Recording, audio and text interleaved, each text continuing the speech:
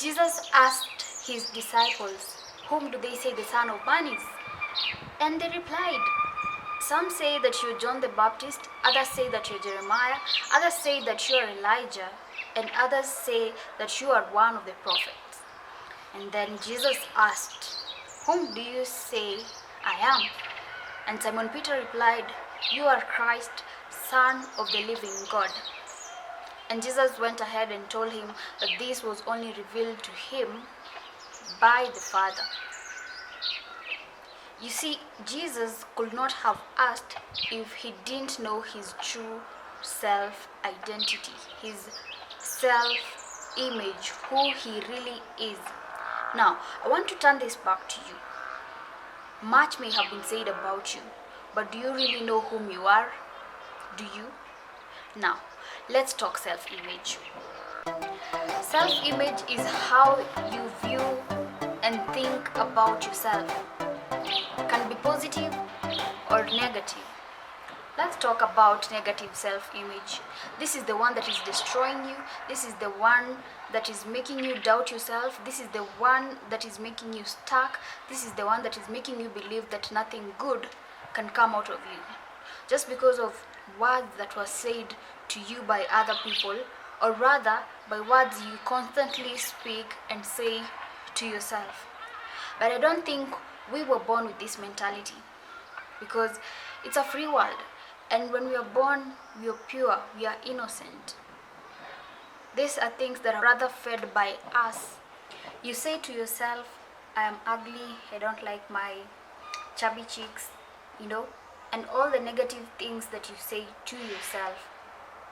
But the society has made us believe what perfect is.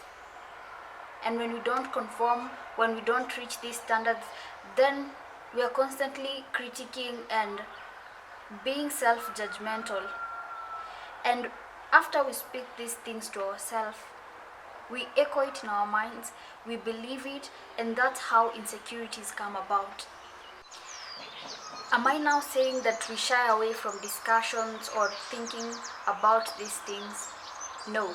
And the reason why I encourage the thought process is because it has to come from a point where you want to better yourself, you want to improve yourself, and it doesn't have to come out like you're trying so hard, or rather you want to fit in.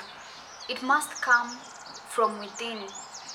And this leads me now to my next point, which is having a positive self-image. This is now having a good view of yourself.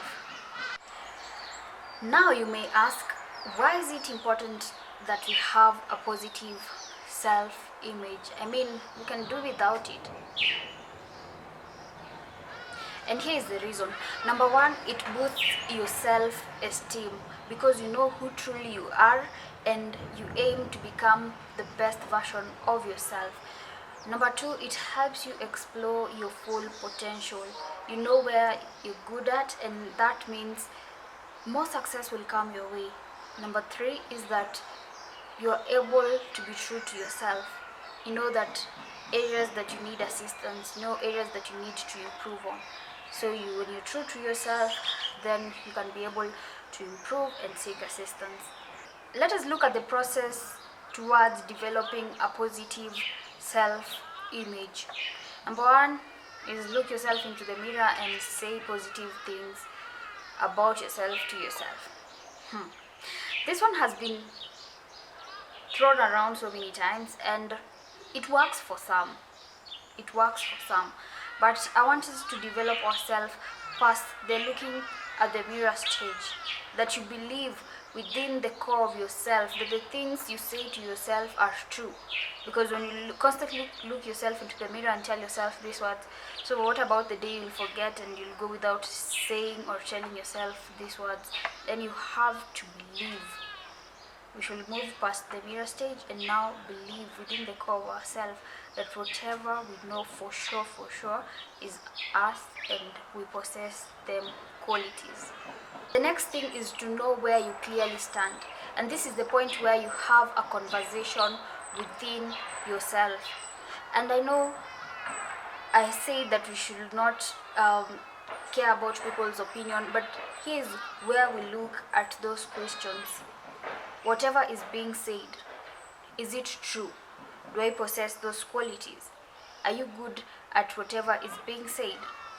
Then when you have identified these things, then you're able to collect yourself together, discuss it within you, and then whatever is true, you uphold it. Whatever is not true and is false, then you have to do away with it. Step number 3 will be to think about yourself.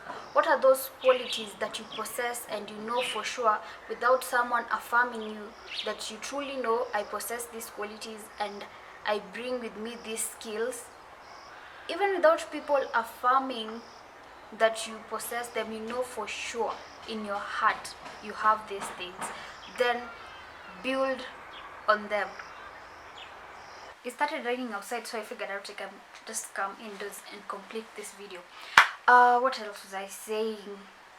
Yes, number 4, evaluate your weaknesses. And something to note here, don't be too critical to yourself. Don't criticize yourself a lot, and accept yourself as you are, so that where you lack, you may ask assistance. Where you are not sufficient, someone will compliment you.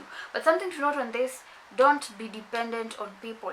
Like, don't be like, when you're alone you can't do it. When you're alone, then there's a part of you that is missing. You don't want that for yourself and for your self-image. Number 5, accept who you are. Really, there can never be another you unless they clone you. So the moment you accept who you are, you don't struggle faking it. You're real. And if you ask me, faking it is just too much. Accept that you're unique and it is just you. Last but not least, be kind to yourself. How do you talk to yourself? How do you address yourself? Are you too judgmental? Are you too critical? Stop doing that, because it will destroy you, and do not let the society define you. So do this instead. Affirm yourself, believe in yourself and in your capabilities, lead yourself into achieving great things, be your own cheerleader, and only then will you have a positive self-image. Say you will be great, or whatever thing that you want to achieve. Now, here's what I want you to do.